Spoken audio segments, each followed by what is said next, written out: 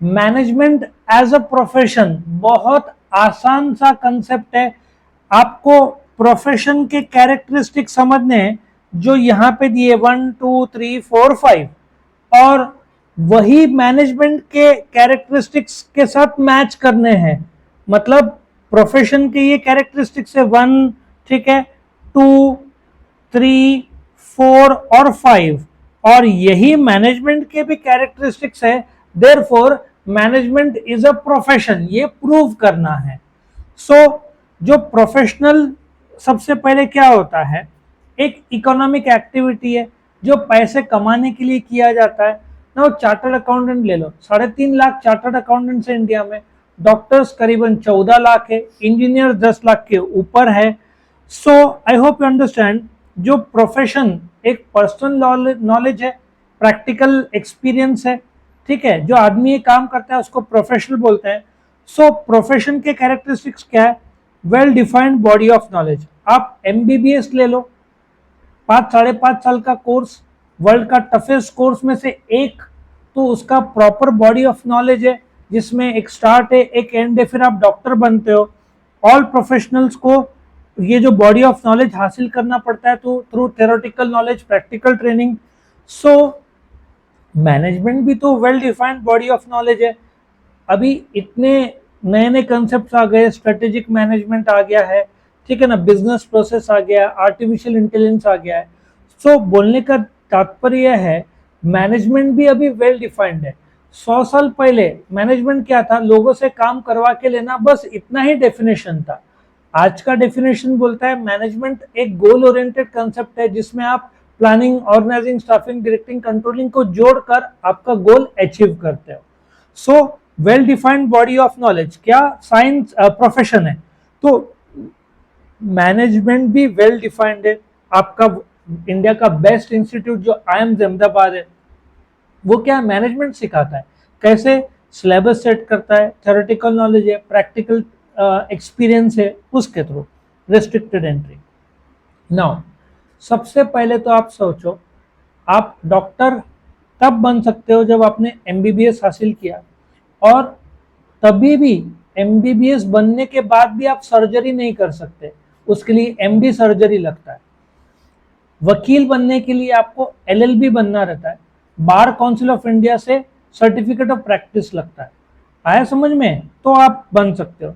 CA certificate of practice तब बनते हैं जब institute of chartered accountants of India की एग्जाम आप पास करो। So the entry to a profession is restricted through an examination.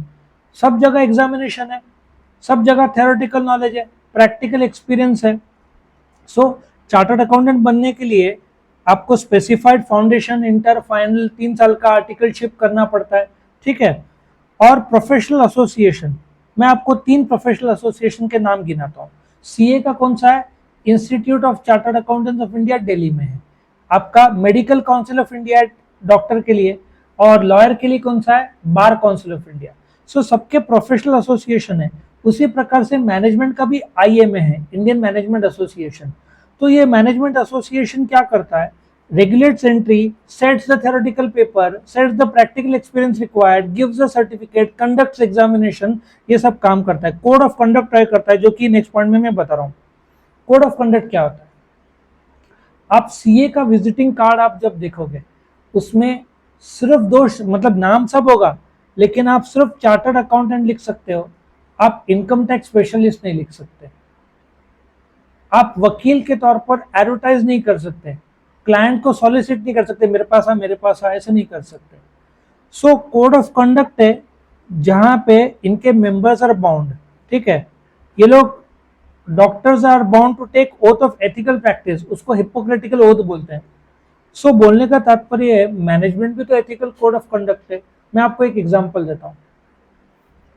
Google में उन्होंने एक समय सेल्फ ड्राइविंग कार्स के बारे में सोचा, एक टीम बनाया, बाद में वो प्लान कैंसिल हुआ, अलग बात है। लेकिन जब वो प्लान प्रोसेस में था, एक आदमी छोड़ के कॉम्पिटिटर के पास गया और उसने वही डिजाइन लीक कर दिया, तो गूगल ने उस पर केस कर दिया।